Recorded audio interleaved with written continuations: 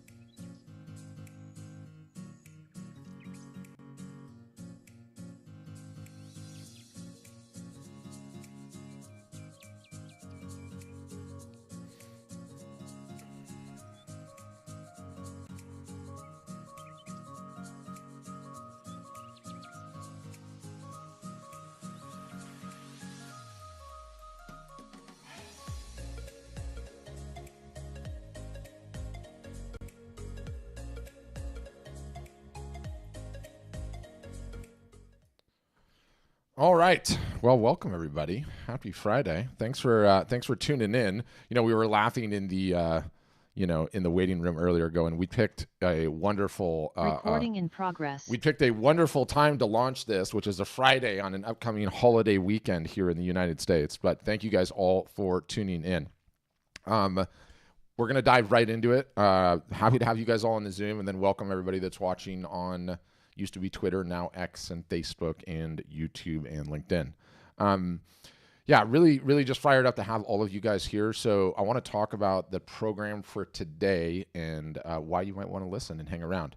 So I'm going to start with a quick intro, get into the programming notes for the session, and then away we go. And we're going to have a bunch of Q&A at the end too. So should be fun.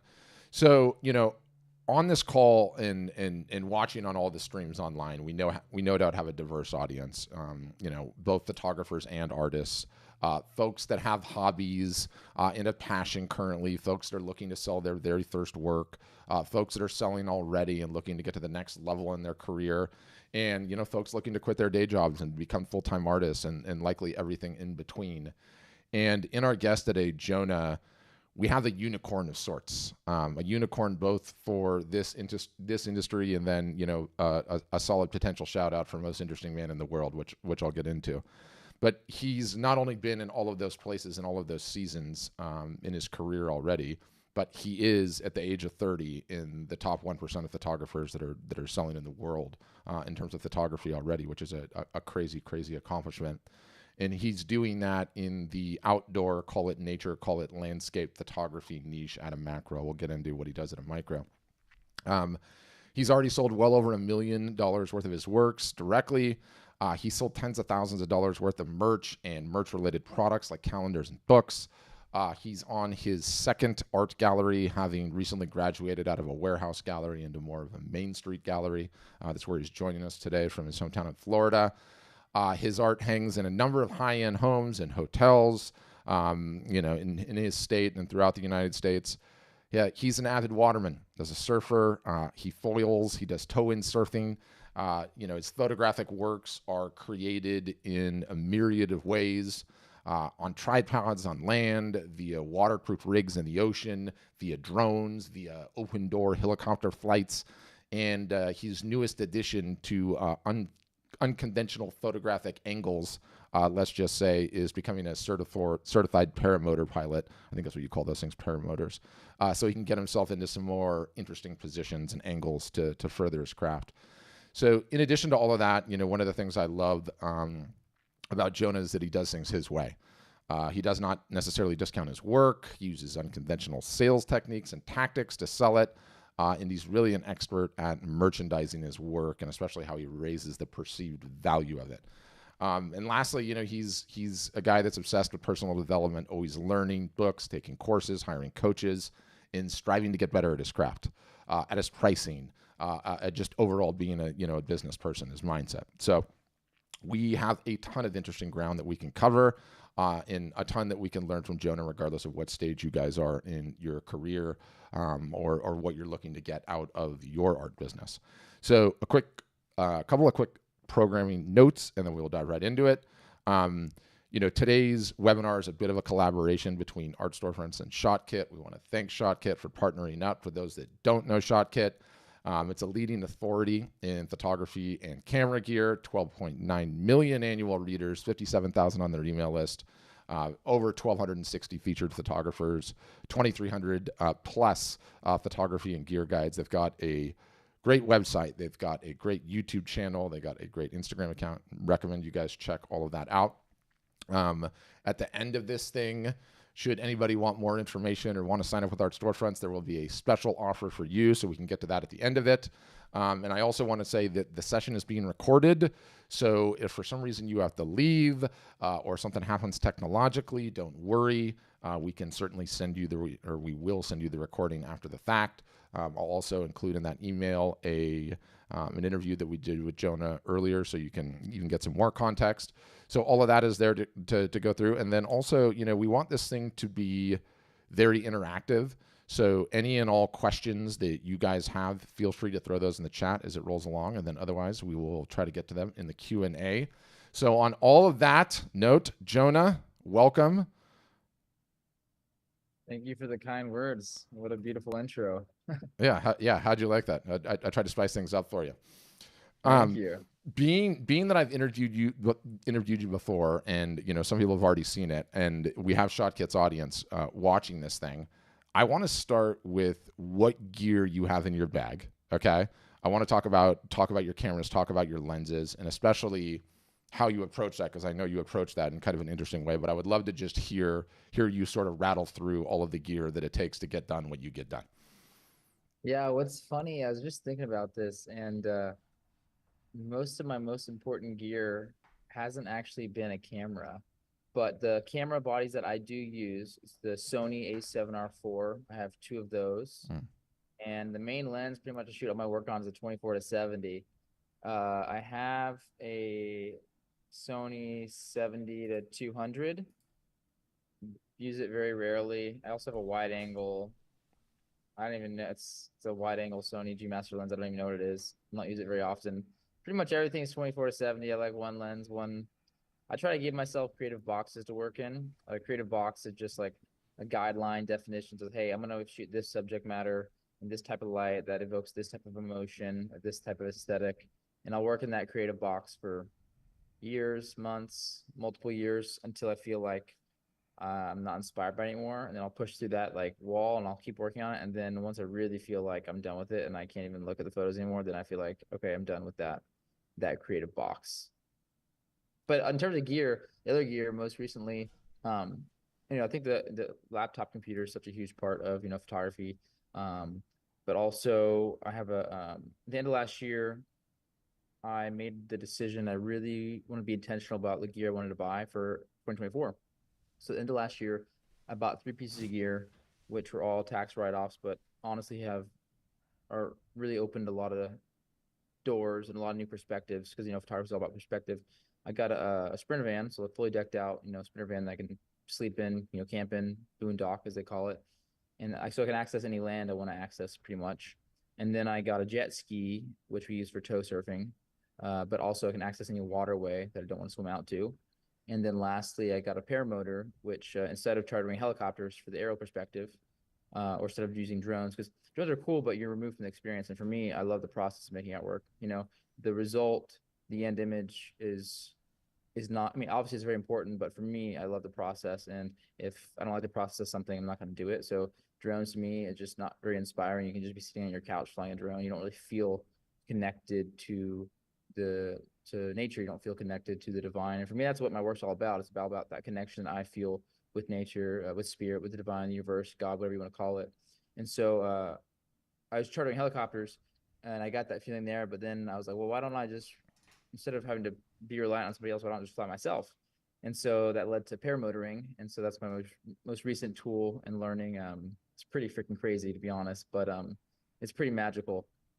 Really, really magical to be hovering a couple thousand feet up in the sky, and there's nothing below you besides your feet dangling. And talk about like just perspective. It really does put things in perspective. So I'd say that's kind of my toolkit. I have a lean, mean camera toolkit and a lot of other fun toys that help me get different angles. And also have another thing too that is really helpful is I have an electric bike. Mm-hmm. So I kind of like expand my radius on land as well. And obviously like tripods and stuff like that too. And neutral density filters, ND filters, I think that kind of covers it. Yeah. You're not one of these ones that obsesses over having the best of the best of the best on absolutely everything. And I don't feel like you ever have been. Was that always an intentional decision for you? No, I mean, I definitely think I will be investing in, way, way more expensive camera gear. Like that's like 70 grand, to invest in that gear for everything, which is, quite expensive.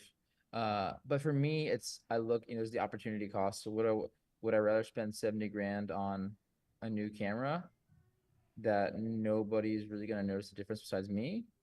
Or would I rather spend that money on different tools that can change my perspective, that can really inspire different work that other people will actually really enjoy and I'll enjoy as well. So I think it's a better use for me. It's been definitely a better investment is to investing in gear that's going to change the way I work.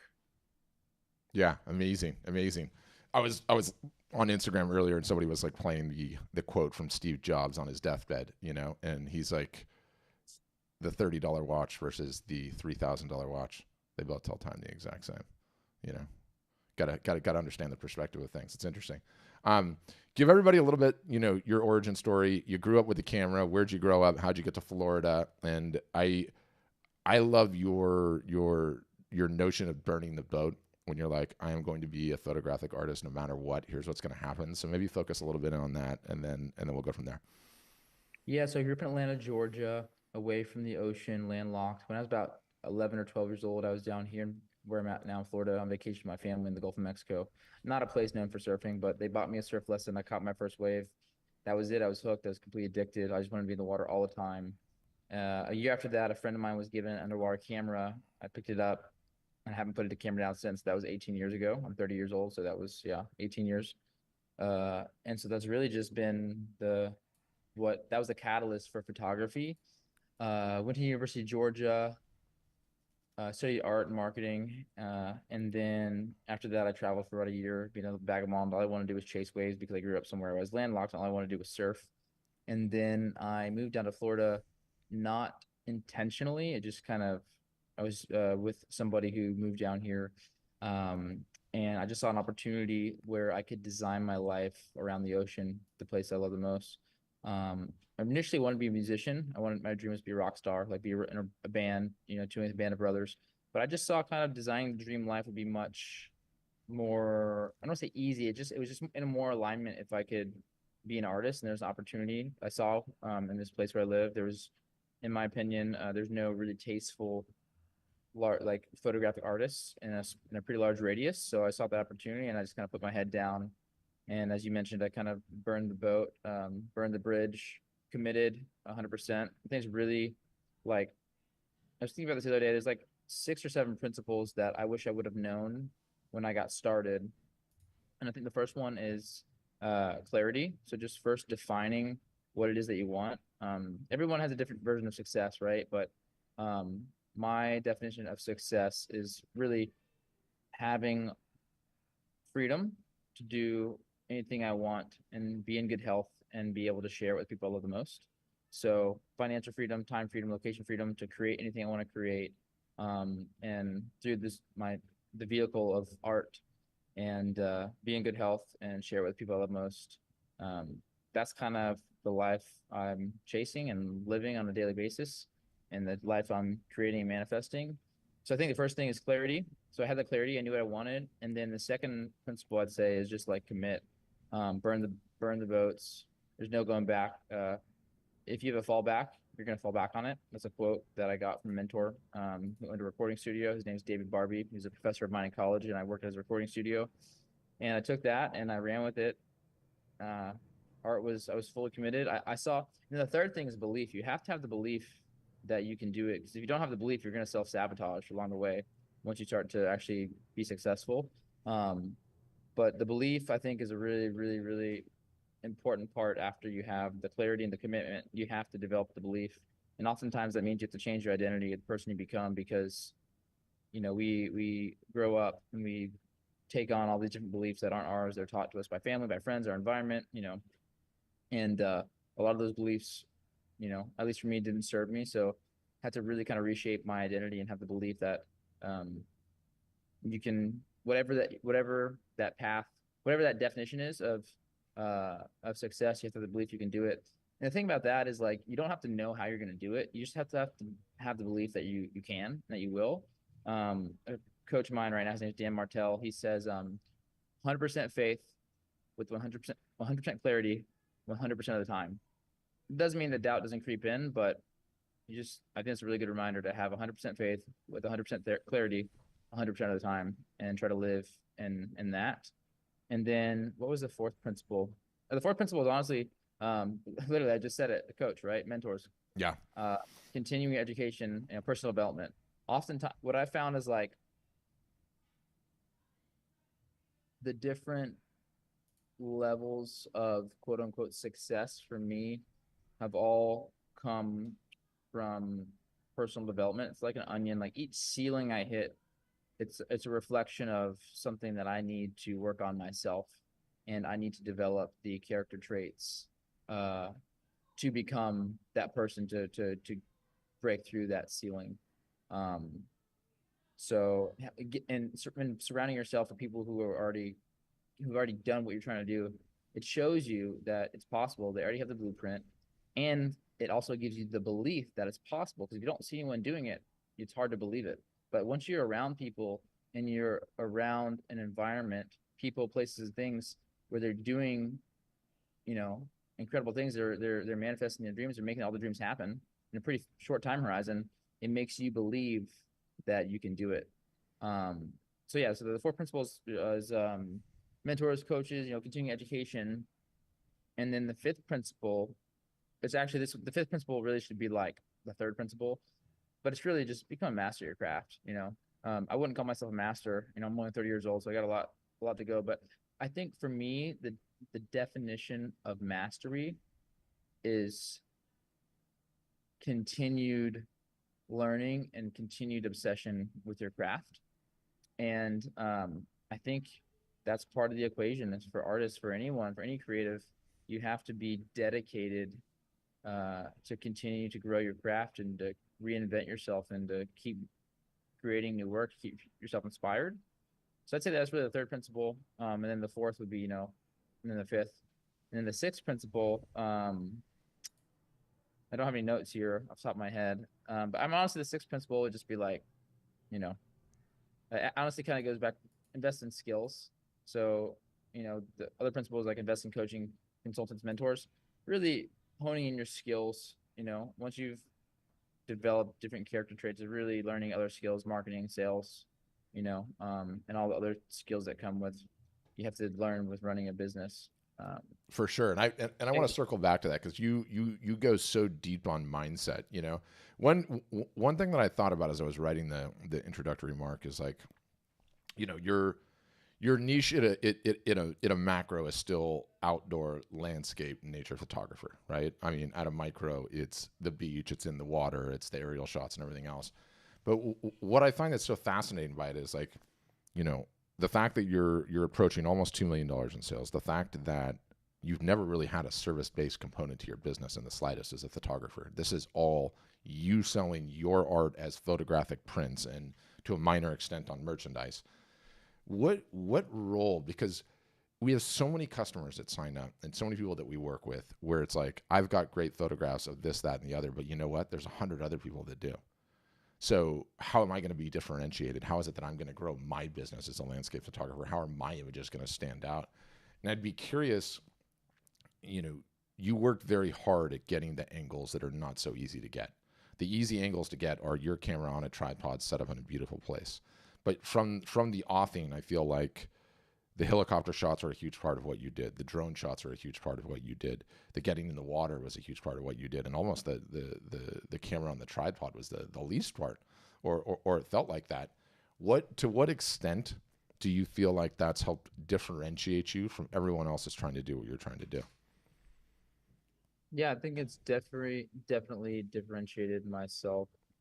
I think there's really two main ways you can differentiate yourself as an artist. I think there's, the actual work you create, the aesthetic of it.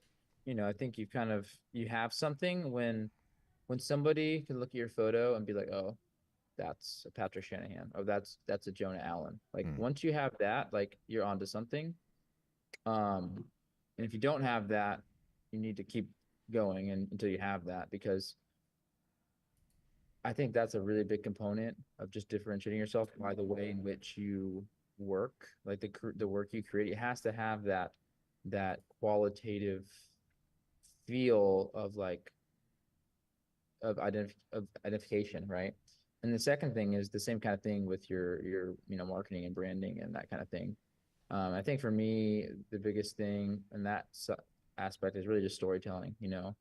Trying to tell interesting stories and being authentic too. Being authentic, honest, and telling interesting stories, real stories. real stories. I want to pivot to talking about artist-owned galleries and artist-owned galleries as a business model because I I am a huge fan of these. I'm not anti-gallery, but I don't like a 50-50 revenue split, and I don't like the artist not knowing who's purchasing their work. You're on your second gallery now. And by the way, are you able to go mobile and show it to us quickly? Oh, sure, yeah. This is had an event here last night. I think it was cleaned. It was a mess this morning, but How many square feet is this place? it's 1,060, not very big. Got it.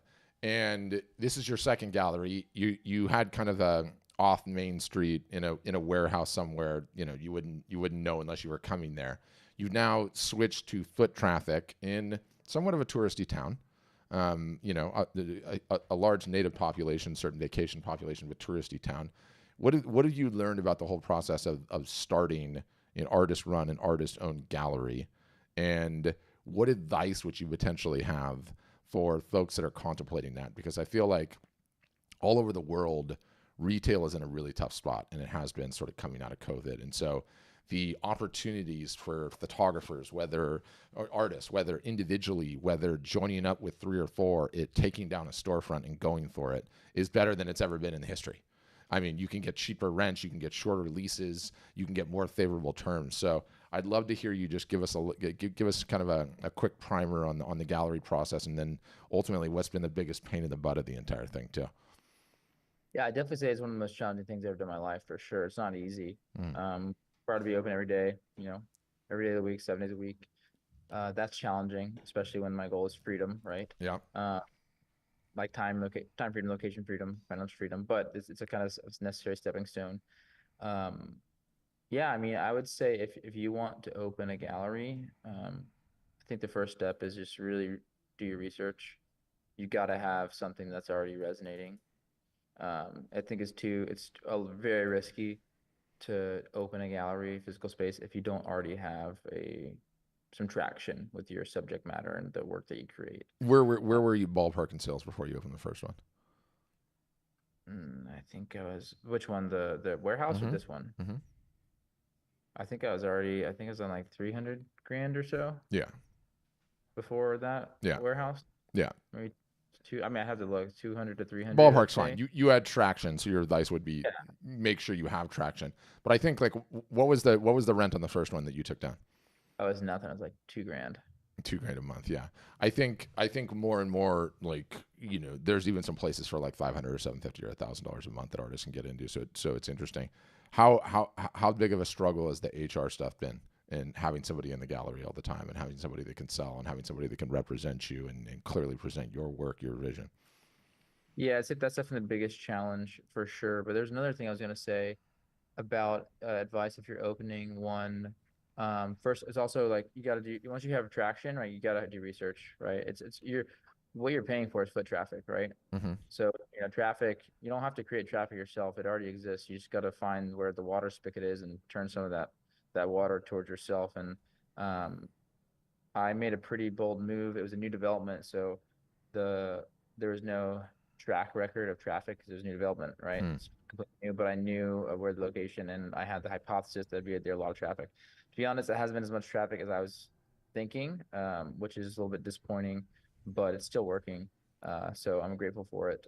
But yeah, do your research. It's location, location, location. Like you're opening a gallery for the location to get foot traffic. Mm-hmm. So you got to make sure that you're gonna get the right and the quality foot traffic before you open up 100%.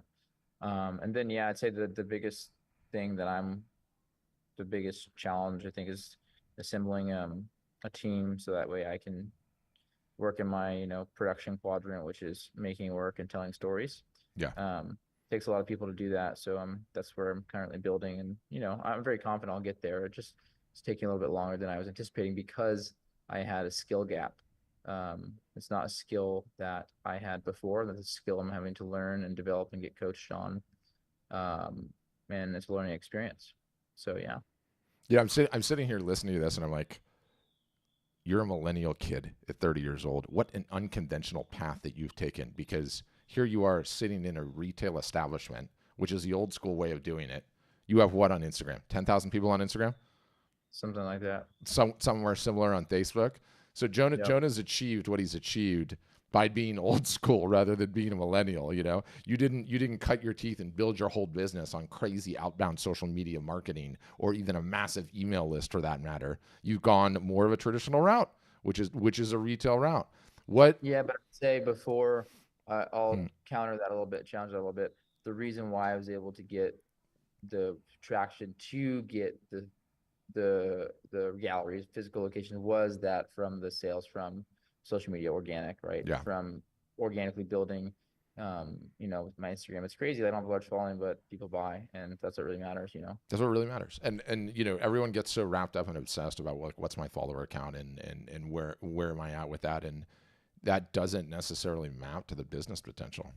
Doesn't matter. Yeah. It's so crazy. I had an event last night, and we had like 200 RSVPs. I gave like a little talk, and maybe about 100 people came during Mm-hmm. the event. So during the event, I felt a little bit. I noticed some feelings of disappointment come up because I had the expectation that there were going to be more people. Mm-hmm.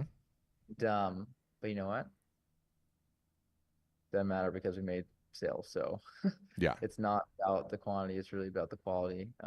People, same followers, same with foot traffic. Yeah. So Yeah. There's the notion of whales and minnows, right? And cultivating whales, and the whales and minnows comes from like a database marketing term where you go after the big spenders and you get rewarded as a result of it. But you were able to generate incredible sales out of that thing last night, right? yeah, I'm very fortunate, and I've been able to attract a lot of whales. That's pretty much my business. Yeah. Yeah. Robert's in the chat. He's like, "Why are we all scrambling for 1,000 followers?" Robert, the point about 1,000 followers or not 1,000 followers, like the 1,000 followers on Instagram, I think is an important threshold because it's part of a credit check and just overall looking like an up and coming business. But the beautiful takeaway in all of it that I've seen with Jonah and I've seen with other customers too is like you can still build an incredibly successful and healthy business without being a social media maven, without being the social media expert of all experts. And that's an opportunity that's out there, which I think is, mega, mega, mega impressive. Um, you know, I want to ask you a couple more questions, and then we can open it right up to questioning. One thing that we should give people context on. Could you go briefly through your lineup on in terms of like pricing, what you have at the low end of the spectrum, what you have at the high end of the spectrum, how high it goes, just so people have some context? Yeah, I mean, I have like a real retail section in the gallery. There's acrylic blocks, like $100, $200. And then I have, calendars. But really, the main there's one retail item that sells a lot. It's a book. The Mm-hmm. book's $150. Um, yeah, so it's crazy. I sold like at least 2,500 books Mm-hmm. now at $150 a pop, and I have another 2,500 in my storage unit. So hoping to Mm-hmm. sell those, this year. That's been incredible because the whole other side of my business is, higher ticket. Average art sale is about $9,000. Mm-hmm. Could I mean, it could be 30, it could be $3,000, but I have some minis in the gallery that start at $1,000, but then from there it's like pretty much kind of starts at 5,300 Mm-hmm. and goes from there, you know, Yeah. 6,000, 8,000, 10, 12, 13, 15, 20, 25. Yeah. Um, so yeah, that kind of covers my goal is I really I want to sell a piece for 100 grand in the next year. That's my next goal. Maybe a huge one or the like. Well, on your trajectory, you're there. Got a question from Dwayne. What was your marketing progression early on? What were your marketing mistakes and successes in your first 3 years? Biggest success I held an event. It's 2018. I It was an event. All my most successes have been from event marketing, Hmm. putting together shows, even if you don't have a gallery, just like a pop-up show, Hmm. and running Facebook, Instagram ads, create an Eventbrite, you know, get people there, get people talking about the work. I'd say that those are probably my biggest successes. I'm just posting on social media every day, now I'll post a reel a day, post a carousel a day, message every new follower. I Hmm. mean, like literally any person can build any artist now can build an easily $100,000 business. Not I want to say easily, but like if you just do those things, if you just you just talk to every person who shows interest in your work, and your work is good, you know, you I mean you'll be good. Yeah. How many different iterations of subject matter material, by the way, when you started, did it take you to land on, okay, I've got something that's marketable, I've got something that's selling, I've got something that I know Wow. I can build on? I think I was very fortunate. And I think this all kind of goes back to the clarity thing. I never did portraits. I never did weddings. I never did service. I just wanted to make the work I wanted to make. Hmm. It might have made me, could I have gone full time to photography earlier? Had I done that? Yeah, but it killed my soul. I hated it. I literally despised being, a service. So Yeah. I got very fortunate. And the first subject matters I started photographing, which is the water, right? The water. That's what I photographed. And it led to, and that took a very long time. I made photos of water for like 10 years before I ever sold one for anything significant. And 10 yeah, years. 10 years it took you until you sold anything significant. well, I was also a kid, so like, I wasn't really trying to sell, but I think I really tried to when I was in college, started trying to sell, completely to the wrong audience. And I was a kid also in college. Yeah. But once I got into the right environment, I saw the opportunity. I think, within a year, I was starting to sell pieces. Um, yeah, it's pretty remarkable. Like when I think about like I've moved pretty fast. And just to think about like where I'm at now versus like then, it's a whole nother. It feels like a whole nother life ago. It's crazy. Yeah. Amazing. Like And when I met for everyone here on this call, I started my art journey because of art storefronts. Like I was already a photographer. I was already making work for like 10 years. But I remember I used to work at a coffee shop, and I would work at the coffee shop from like 5 a.m. till like 1 p.m. And I come back to my house and I was actually producing the artwork myself still and like making prints and mounting them and framing them. And while I was doing that production process, I came across the art marketing podcast and I heard Patrick's voice. And Patrick was the catalyst for me to begin my art marketing learning and development. I signed up with Art Storefronts in 2018. And I remember thinking, oh, I'm gonna build a website. I'm gonna make so many sales, right? Oh, it's gonna be so awesome. Built the website. It's crickets. yeah. Like, oh, okay, I gotta get traffic to the website. And I remember very distinctly, I can actually like physically remember where I was at, sitting on this one particular couch in this house I used to live at. And I was like, I made the choice. I was like, man, I really don't want. I hated sales. I hated marketing. I like literally despised it. But I was like, you know what? I'm gonna have to learn this if I want to be an artist. This is what's required, I guess. So I'm just gonna dive in.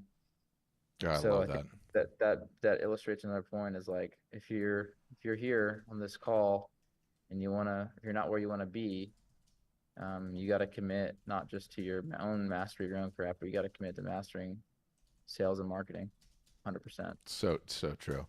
I think we open it right up to Q&A. Given it's a Friday, given it's a holiday weekend, given we have a nice and intimate audience, we might as well jump right into it. Um, if you're one of the brave ones that has your camera on, someone on my team will see you raising your hand, so you could do the old school hand raise. Okay.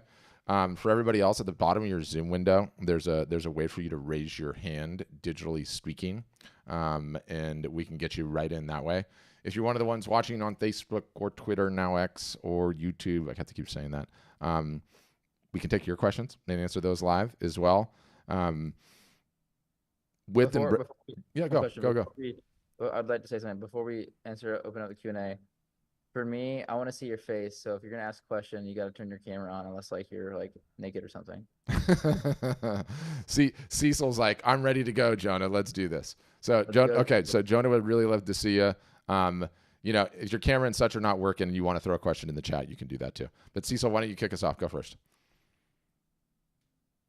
Okay, hey Jonah. I know you're young. Hey, I was once there myself. So, um, rejection is one of the biggest things. When you're hitting the pavement. How did you take towards your rejections? Because you was doing face to face with these people. So because that's one of the things that keeps knocking you down. So you have to keep bringing yourself back up. So how did you handle that? Yeah, well, I think rejection is just a natural thing that all humans fear. We all fear rejection of all types. Is not comfortable, but it's a part of life and surely a part of sales. So I think the first thing for me is you have to remove yourself from your artwork. You are not your artwork. So when someone rejects your artwork, they're rejecting you. And don't take it personally. There's a book called The Four Agreements. So don't take it personal. It's not you. Um, but also I think it's very important to honestly learn sales because the more reps you do and the more interactions you have, you're going to realize you're going to get rejected most of the time. And so if you're getting rejected most of the time, you're going to really learn how to handle it and to overcome that rejection. So I would just say um, the thing to do is more reps. You need to be having more sales conversations and definitely get learn the sales process better and definitely um, yeah, learn the sales process. I just started a new sales program. His name is Jeremy Miner. NEPQ is what it's called. So that's a resource. Honestly, you can just go to his YouTube. He's got an incredible YouTube channel pumping out incredible content. Watch. You don't even need to sign up for his programs now. Just watch all his YouTube stuff and then implement it and practice it, and you'll be good. I Yeah, remember on Patrick's other interview when it was a hotel, you was sending the lady flowers, and all of a sudden she wasn't responding to you. I'm being pulled by one of my guys. She wasn't responding to you. Then all of a sudden she finally responds and says, "Hey, I want your work." How did that hit you? Did you have, you put a star on your chest, you know what I mean? How did you deal with that? No, actually, what happened was no, I got a random phone call, a random inbound phone call, and it led to a really very very at the time the largest sale I ever had. And I learned later that the person who referred me, so I sent that person flowers after the fact. Once I learned that that person had referred me to this architecture firm. Um, but it sounds like your question is how do you handle first question is how do you handle rejection, and then the second question is um, how do you handle success? That's a great question. I think it's really important to celebrate the milestones and to acknowledge like when things go well and to celebrate it. With for me that might be like tonight I'm gonna go out to had a really great event last night. I'm gonna go out to dinner, take my mom out to sushi. That's my example of like, hey, I'm gonna celebrate this, or or setting goals like so you can set goals of like celebration. Like once you hit certain milestones, you can buy yourself something physical, like or like coaching program. Like you want to get better sales, like okay, I'm gonna close, $10,000 of sales, and once I close that 10, I'm gonna buy the sales program. And like you have things to look forward to once you're hitting your goals and your milestones, and you get to celebrate those things. awesome. I love that. And I should say too, I can share here like Jonah's community where he lives is really interesting. I'll see if I can make this thing full screen. But this is one of the hotels that he got his work into, which is pretty cool. Um, is it playing? Okay, yeah, there it goes. I mean, it's just such a beautiful place. I hope that's working out okay on the Zoom. I'll mute it for a second. Woven into every little detail. So to be a part of that detail is an honor for me. Hey there, my name is Jonah Allen, and I'm a photographic artist based in Northwest Florida. Why don't you guys come on in? We're here. But I'll share all this with you guys on the email that I send after the fact. But who else, guys? Who's got questions? And Cecil, thank you for those questions. I appreciate you. Can certainly be anything about anything. Juan linked Jeremy Miner for you. Who else has had the biggest impact to you in terms of coaching and/or books and/or learnings recently that you would recommend? I'd love to hear that. I mean, great question. Literally, I come back to the same book over and over again. I literally posted it today on my own social media channel. The Slide Edge by Jeff Olson. The concept behind the book is every day. Everything we do matters. Like we make these decisions every day, and we're either making decisions, good decisions, like simple daily disciplines that are going to compound positively in our life, in all areas of life, like our personal development, our finances, our health, our relationships, our career, right? Or we're making simple errors in judgment that are going to compound negatively over time. And it's like what is comfortable now typically becomes uncomfortable later. What's uncomfortable now typically becomes comfortable later. So it's really like living this. The slide edge is gonna either work for you or against you. So you just gotta choose which way you want to live your life. And so like for me, like that showed up today. Like last night I had an event. The gallery went late. I didn't, usually go to sleep at like 8:39. I didn't get the event ended cleaned up by 10. I didn't get to bed until 12 midnight. And today I woke up and I go to the gym 5 days a week. I really didn't want to go to the gym. I really didn't want to go. I felt not great. Didn't get great sleep because of the event, but I made the choice to go because of the slight edge. Is like that's the simple daily discipline. It's like I'm gonna show up. How that shows up in art, in your artwork is, hey, am I creating new work today? Have I posted on Instagram yet today? Have I followed up with the 5 leads today? You know, these non-negotiables that you have to do every day, because if you do those non-negotiables every day, right, in your life, whether it's exercise, it's reaching out to leads, it's making new artwork, it's doing the marketing work, then you do that over a long enough time horizon, it is impossible that you won't be successful. Love it. Donna's asking, and she's telling us she does not have a camera, Jonah. Otherwise, she would turn it on for you. Okay. Is your pricing based on size, or how do you decide to price? Yeah, size. The greater size, you get the price, and also like the edition number. So I chose to do 12 each piece. 12 is a totally arbitrary number. To me, it's just small enough where it feels special, but large enough where I can still, have some sort of scalability with not having to create extra work for myself. And so yeah, I increased the price as well as the edition like sells out. So those two variables. Amazing. And price is such an interesting question that comes up all the time. And it's like, guys, you can price your things any which way you want if you have demand. It can be formulas, it can be arbitrary limited edition numbers, everything else. But if you don't have the demand, the pricing makes such a or almost no difference, I would say. It's like all of the ones that are at your level all have like a different theory on pricing and how they go about pricing. But when you have demand, you can do anything. You can do anything, literally. How many photographs do you take per year?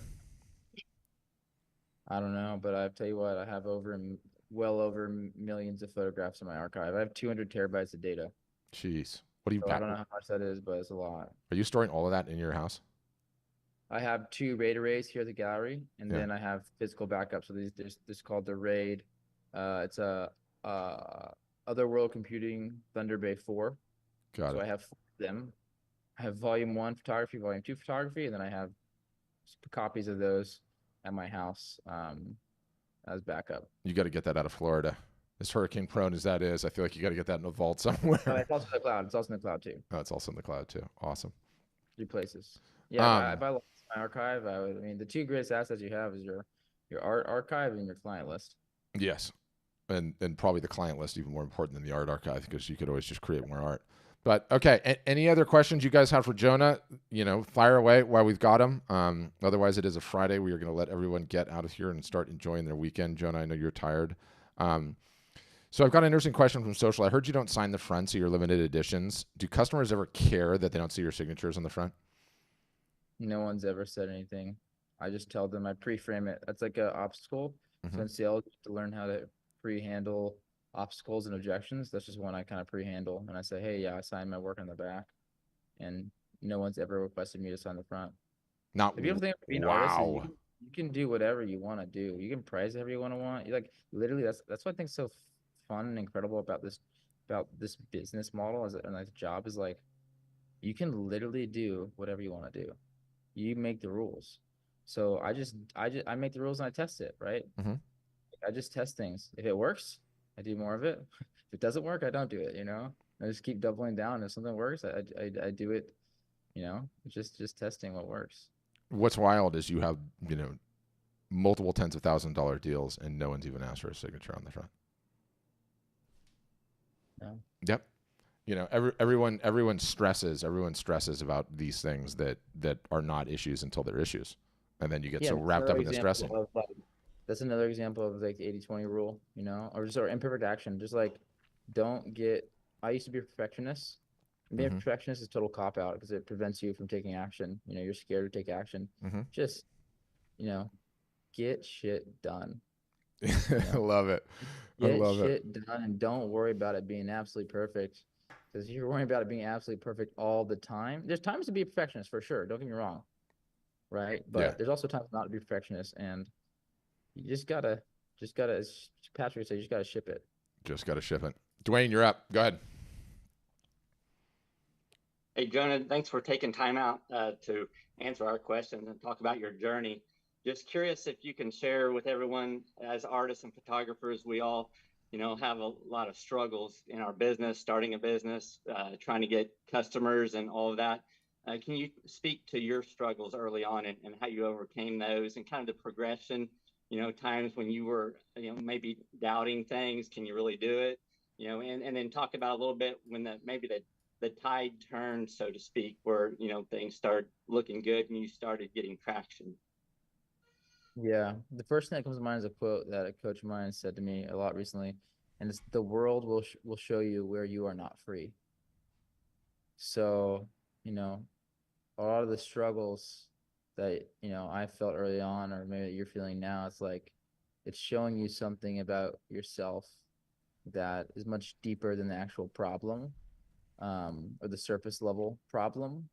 Um, and so for me, I mean, I think when I first started, the biggest struggle I had, which actually showed me where I was not free, was I saw a vision of what I've created. I had the clarity and I had the belief that could be done, but I was working at a coffee shop and I wasn't doing it. And so there's this person I wanted to be, which is right here, but I was living right here and I was making daily decisions that were here. And I think living in that gap of discomfort, knowing that I'm not living in alignment with the person I can become, with my daily actions, with the way I'm spending my time, I think that was the biggest struggle. Um, and honestly, I'm just like, you know, makes me like tear up thinking about it because that was showing me, you know, I was not free. I didn't have the confidence. I didn't have the full belief. I had the belief because I could see it, but I didn't have the 100% clarity, 100% confidence. I didn't have the 100% faith. Um, so I think for me, that was the biggest thing, is living in that gap of knowing that I can become because like the thing is like like I said earlier, like to have some sort of success, it's really a personal development journey. It's not just art, it's not just business. You really got to work on yourself. And so I think that, yeah, just that gap of discomfort for me was like, oh, I hated it. So does that answer your question? Yeah, yeah, absolutely. I No, guess my follow-up question be, do you have any interest in getting into scuba diving to do underwater photography? I am certified. Yeah, Yeah, 100%. I I'm am too. certified. Yeah. Yeah, it's magical world down there. Honestly, it's crazy. Like, yeah, I mean, yeah, I know. I definitely want to do more scuba diving. That's actually a really great idea. I haven't I haven't carved out a lot of time to do it recently, but I mean, that's a really great idea that I might have to take from you. Yeah, very good. Thank you. Thank you for your question. That's a great question. Thanks, man. Next up is Brian. Yet another angle to add into the hopper underwater. Yeah, for sure. So my question was, how do you use YouTube for your marketing and to tell your story, or do you not use it? I mean, what Absolutely. absolutely. Absolutely. You know, I don't have a very big YouTube channel. That's something I would really like to spend a lot of time and grow in the next year. Mm-hmm. Um, you know, I think video content, I mean, Mm-hmm. it's so important, you know, it's video, and the best thing you can do is tell a story in person. The next best thing is you can show them a video of a really great story. So, Mm-hmm. it's been huge for me is spending the money to on, you know, directors and, you know, really good videographers and editors to make really quality videos, that Okay. tell, tell a good story. It's been a really integral part, to my journey for sure. So more so than just doing it yourself, you've gotten to the level where Oh yeah, no, you have a team of people now.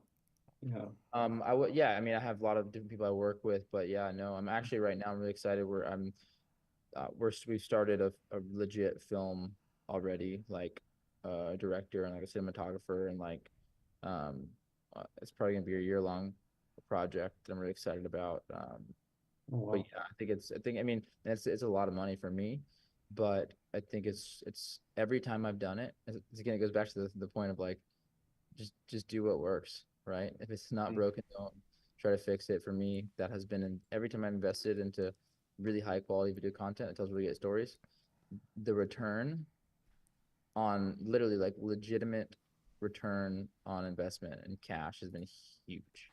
Really? And Wow. now you have to have a long time horizon. It's not gonna be Mm-hmm. instantaneous, but it's been huge. Mhm. Mhm. And one more question, if you don't mind. You mentioned you typically sell editions in batches of 12.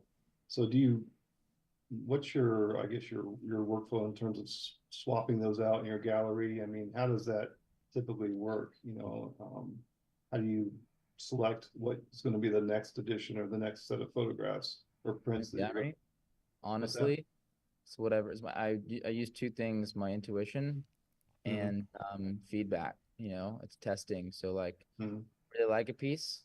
But the biggest thing is my intuition, right? The thing about being an artist is like a Dave shoot, what's his name? Producer Rick Rubin talks about this. It's a great book. You guys should read the Creative Act. Rick Rubin, freaking incredible book. Oh my god, Amazing book. every Yeah, I read it. read it. But yeah, Rick Rubin really talks about. I mean, an artist like you're an artist. You gotta trust your intuition. So I think for me, just if I like something, if I think it's something incredible, like people are buying my art because of my intuition and because of my vision. You know what I mean? So Mhm. I just trust in that. But also, if I use, email and social media to test things, and if it's a big Oh, hit, yeah. then Yeah. I'll go ahead and I'll print it and I'll put it in the gallery. And then if it sells in the gallery, I, I don't want to, if it keeps selling, why change it? Right. Yeah. Yeah. If it ain't fixed, if it ain't broke, don't fix it. But I mean, I do rotate things in and out as things Sure. sell. But, I also like to keep things rolling. Oh, yeah. Absolutely. Great. Thank you. Thank you for that. Thank you for your question. Yeah, you're welcome. Thanks, Brian. I did have one earlier question about the number of pages that you ended up putting in your book. I've got your book. It's a beautiful book. I think as a follow-up, do you feel like the book drives print sales? 100%. 100%, It's huh? basically like a lead magnet that I get paid for. My Now, wife wants a damn print now because that book is in my house. So I've seen the psychology work like literally firsthand, But how many pages did you have in the book? 464, I think it was. Jeez, it's a lot.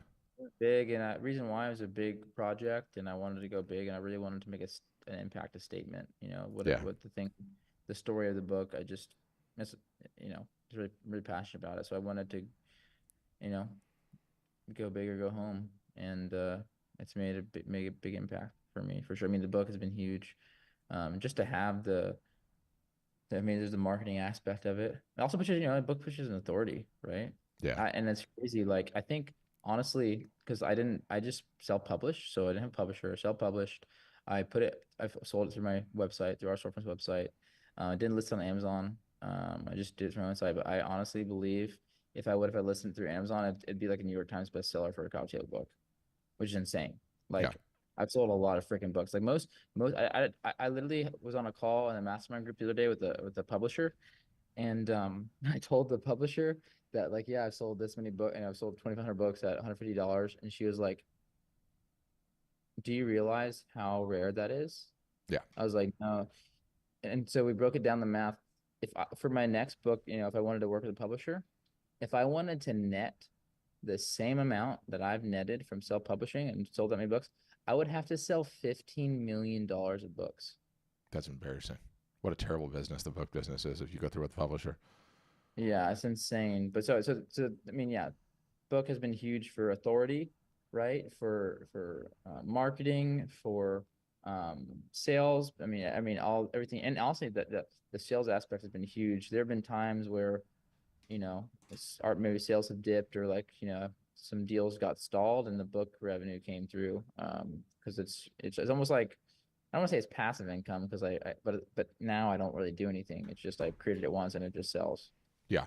And also, it gives you a low commitment item for everyone that walks into that gallery that can't necessarily afford a piece, or is not ready to buy a piece, or needs to measure, or needs to talk to their significant other. They've got something they can purchase, which is amazing. Huge thanks, Jonah. Another awesome interview.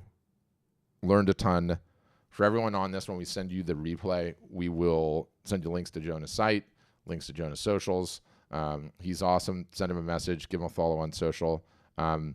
Huge thanks for your time. Learn a ton every little bit. Love watching your career go. What do you got? Yeah, thanks everyone for joining. Yeah, if you my Instagram is Jonah Allen Studio. If you're interested, just shoot me a message. I'd love to hear from you. Yeah, amazing. And I should mention too, so I'll send everyone that's attending a email with all the bells, all the whistles, all the things. We also wanted to cook up something cool for you guys that came from the Shot Kit audience. So if anyone, zero sales pitch, but if anyone wants to learn more information about art storefronts or sign up, and you do sign up, we have a special Shot Kit link that you can use that will get you 20% off any plan if you end up signing up. So huge thanks to you guys and to Shot Kit for helping put this on. And everybody, Memorial Day weekend, enjoy it. Everyone has an incredible time. And thanks again, everybody.